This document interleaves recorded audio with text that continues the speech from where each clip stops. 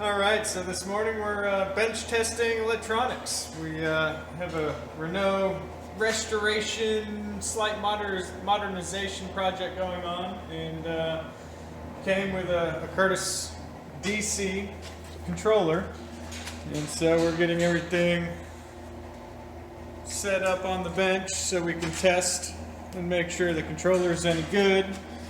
And we're going to test spin our newly rebuilt motor, and we'll go from there.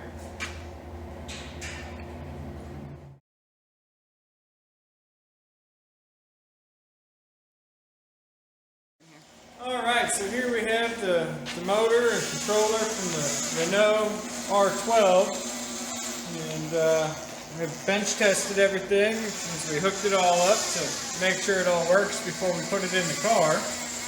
And here we have the motor spinning. So we have a good day.